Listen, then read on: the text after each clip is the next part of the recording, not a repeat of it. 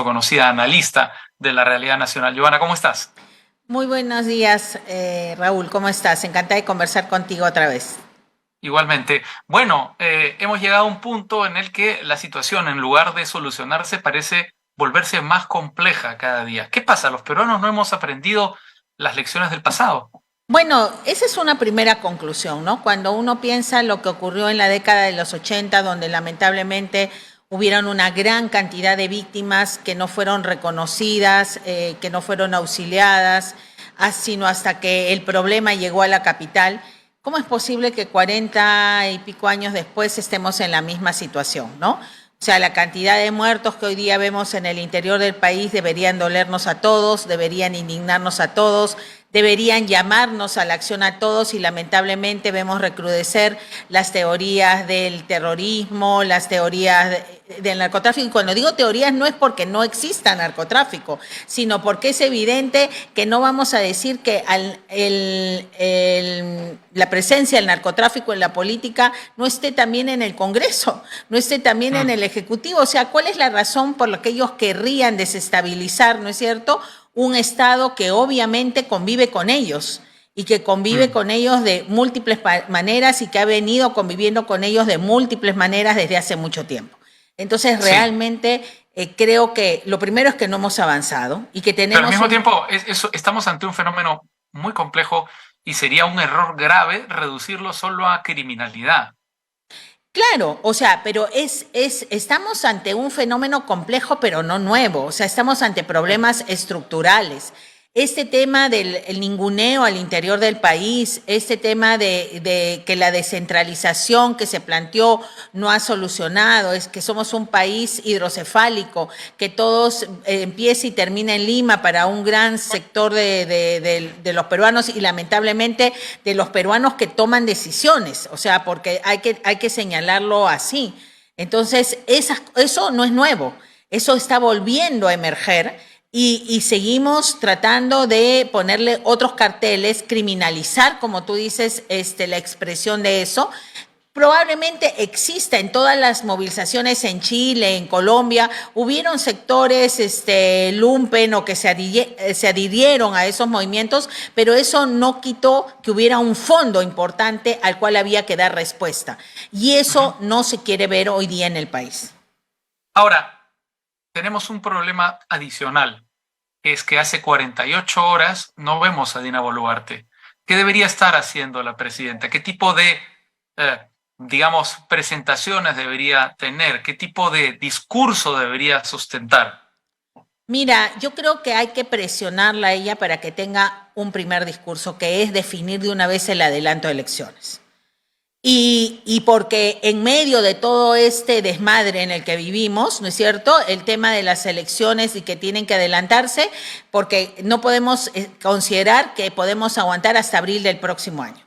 O sea, eso creo que la presidenta tiene que reconocerlo y tiene que forzar al Congreso de la República a tomar decisiones ya y adelantar ese cronograma electoral. La fecha tendría que ser diciembre, digamos, como están las cosas actualmente. Totalmente, no se puede esperar más, no se puede seguir con este discurso, ya no sé cómo calificarlo, de que va a que hacer modificaciones. ¿Qué tipo de modificaciones? O sea, que haya Senado, que puedan reelegirse los señores congresistas actuales, ¿no es cierto? O sea, esas son las modificaciones que vamos a tener, o peor, otras modificaciones que le pongan, digamos, mayores imposibilidades de gobernar al que venga. ¿Con qué legitimidad, con qué capacidad vamos a esperar que este Congreso dé unas mejores reglas? O sea, yo creo que eso ya no tiene cabida y que se tiene que empujar a que el Ejecutivo y el Congreso actuales de una vez decidan una fecha más pronta para las elecciones.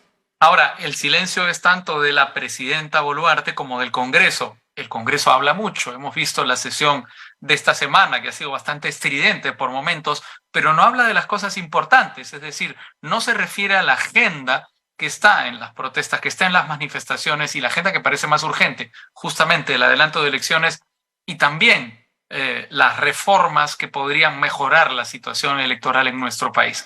Yo creo que eso produce un impacto en las personas que se protestan, porque como es un Congreso tan desprestigiado, como nadie le cree al Congreso, esto que ahora mismo es una promesa no existe, existirá en el momento que se concrete realmente.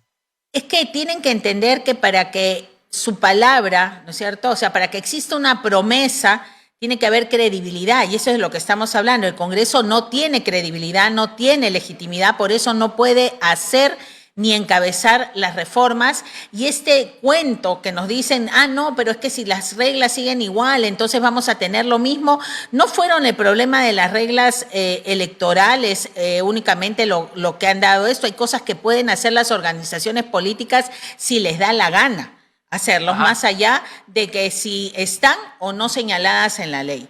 Entonces, realmente es importante, ¿no es cierto?, separar las cosas, exigirle al Congreso que hable de lo que tiene que hablar, porque sería muy lamentable y muy peligroso para el país que entiendan ellos o que crean de manera tan desafortunada como la que entendió mal al país Pedro Castillo, ¿no es cierto?, que pensó que podía ser un golpe de Estado.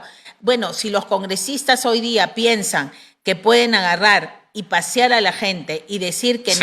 que no van a hacer elecciones, estos estarían actuando peor que Pedro Castillo y les va a pasar peor que a Pedro Castillo. Entonces, realmente ese es el primer punto de agenda que se debe tener. ¿Cómo pasamos a un nuevo gobierno? Sí, ahora, digamos, hemos visto también la votación para que obtenga, digamos, su investidura el gabinete de Otárola. Ha cambiado la cosa, es decir, la que antes era la oposición es ahora el oficialismo, básicamente las agrupaciones de centro y de derecha y de extrema derecha, y lo que antes era el oficialismo, las agrupaciones de izquierda y de extrema izquierda, ha pasado a formar parte de la oposición. Digamos, ¿de qué manera puede haber influenciado eso en la reacción del propio gobierno? ¿De qué manera puede estar el gobierno atado de manos en su reacción? ¿De qué manera pueden estar estas fuerzas con las que está ahora aliado, sobre todo Renovación Popular, las fuerzas más radicales, forzándolo a tener esta actitud beligerante, de mano dura? Mira, yo creo que hay que ver también fuera del Congreso. O sea, a mí lo que me preocupa es que en la Policía Nacional, en las Fuerzas Armadas, existen sectores de extrema radicalidad que nos empujen también a repetir cosas que no deberían volver a suceder en el país. Porque yo creo que el Ejecutivo no solo es que sea esté preso del Congreso, sino creo que no está manejando realmente el tema de las Fuerzas Armadas y las fuerzas policiales. Y si no lo está manejando realmente, ¿quién lo está manejando? ¿Quién es el responsable? O sea, tú dices que no hay autoridad sobre las fuerzas del orden. Mi impresión es que no hay autoridad, lo cual es terrible, ¿no es cierto? Porque un gobierno que no tiene autoridad sobre estos sectores también es terrible. Entonces, ¿lo dices porque la presidenta ha dicho que se dio la orden de no usar armas de fuego o armas letales? Lo digo porque realmente, si tú estás en el gobierno, tienes mecanismos para frenar determinadas cosas, porque además estaríamos viendo un Congreso y un Ejecutivo más enfocado en el adelanto de las elecciones, porque me da la impresión que la presidenta no está presa solamente del Congreso, ¿no? Que la situación es peor. Entonces, y que un escenario de represión mayor es posible. Pero lo que tú estás describiendo es peligrosísimo porque tú estás hablando de un gobierno cívico-militar. Efectivamente. Y eso es lo que hay que cortar. Por eso, para mí, el tema de las elecciones, del adelanto de elecciones, el que llegue al poder un presidente con la legitimidad que obviamente no tiene Dina Boluarte, como la había perdido también Pedro Castillo, ¿no es cierto? Y como no la tienen los congresistas, es lo primero que tenemos que hacer. O sea, cortar la emergencia. Y no se ve en nuestras autoridades nada que esté caminando a eso. Y creo que lamentablemente, aun cuando al principio se saludó el tema de que las Fuerzas Armadas actuaran constitucionalmente, en el momento de producirse el intento que tuvo Pedro Castillo de disolver el Congreso y esas autoridades, pero creo que en el camino se han infiltrado, ¿no es cierto?, posiciones extremistas que ya las vimos manifestándose a lo largo de estos últimos años, 2 años, ¿no es cierto?, desde las elecciones, y que no debemos permitir que eso ocurra. Pero lo contrario, en un discurso que está muy presente en la opinión pública, es ceder al chantaje, Giovanna. Bueno, porque creo que hay que recordarle a la gente, bueno, y ahí está pues también el tema de los medios de comunicación, ¿no es cierto? Hay todo un discurso apuntando a que sí, ahí están los terroristas, ahí están los narcotraficantes, ahí está todo, bueno, como si eso, o sea, explicara realmente el problema, como si no existiera tala ilegal, minería ilegal que ha deforestado la selva desde hace años, como si no existieran esos poderes que han logrado representación en el Congreso, en distintas bancadas, o sea, realmente discursos que buscan desinformar antes que realmente establecer una posición crítica. Pero yo creo que realmente, bueno, va a depender. Ojalá que el Congreso no crea que esta situación implica que la gente va a seguir igual de pasiva.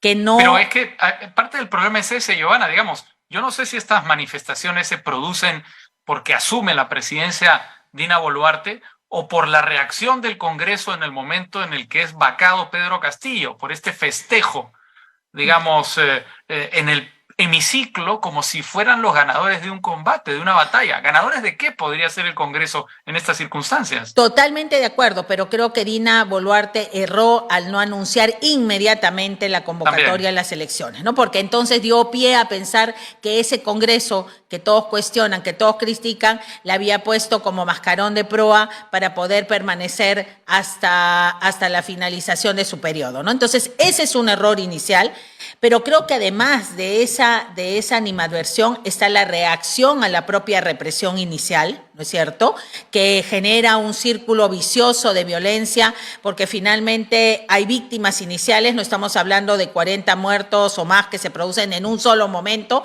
sino que se van generando una espiral de violencia que se suma al olvido estructural, a la no solución de conflictos. O sea, la gente se olvida que cuando subió Humala al gobierno, Puno estaba paralizado totalmente, que incluso se hablaba de la imposibilidad de hacer elecciones en esa zona. O sea, es como querer agarrar y decir, no, todo emerge ahorita hay instigadores, ¿no? Ahorita hay esto. No, estamos hablando de problemas que no nos ha dado la gana de enfrentar y solucionar por años. Entonces, esto es responsabilidad de todos y, como digo, lo peor que le podría pasar al Perú en estos momentos es una errada lectura de parte del Congreso sobre sobre esta, digamos, sí, hay que reconocerlo, apatía, desinterés hacia lo político que uno ve en Lima, ¿no es cierto?, fundamentalmente, pero también en algunas otras regiones del interior, donde hay sectores, o sea, que están en sus cosas, ¿no es cierto?, en sus temas, pero creo que una actitud descabellada del Congreso podría terminar incendiando todo, ¿no? De acuerdo. Una última pregunta, Giovanna, que tiene que ver con la criminalidad que efectivamente está presente en estas protestas. ¿De qué manera, digamos, ha contribuido la gestión del propio Pedro Castillo a que el Perú se levante como se está levantando en estos momentos? Es decir, ¿de qué manera su gestión contribuyó a tratar de apagar un incendio echándole un bidón de combustible? Bueno, yo creo que en realidad para mí siempre Pedro Castillo ha sido la consecuencia y no la causa, ¿no? O sea, en realidad generó en ciertos sectores, y eso hay que reconocerlo, un tema de representación, o sea, de identificación. Es alguien de los nuestros, ¿no es cierto? Es alguien del sector popular, es un maestro rural. O sea, hay ahí una serie de elementos, es de provincias, ¿no? Y tú todavía escuchas, digamos, esa sensación de que no lo dejaron ser o hacer como le hubieran permitido hacer si fuera Miraflorino, San Isidrino, ¿no es cierto? O de La Molina. Ya. Entonces, ese es el problema real. Preguntarnos por qué la gente siente eso. Que hay un nivel de desinformación, yo creo que en realidad hay mucha vivencia en relación a ese tema, ¿no? O sea, hay muchas cosas reales a las cuales más bien se añade este elemento imaginario de que Pedro Castillo realmente lo representaba, porque creo que en realidad más allá del origen hizo poco en realidad por el interior del país o hizo poco por los sectores a los que teóricamente debía representar como sucede normalmente. Pero la forma en que ha sido tratado, la forma en que fue manejado durante su gobierno las cosas, ha permitido que un sector lo vea más desde el lado de identidad que desde un lado objetivo, ¿no? Real. Y a eso se suma pues una clase política que definitivamente está desconectada de todo. De acuerdo. Ivana Peñaflor, muchísimas gracias por tu participación en Al Vuelo. Gracias, Raúl, por la invitación, como siempre. Un gusto conversar contigo. Muy bien, vamos a conversar ahora con José Vega, secretario general de UPP.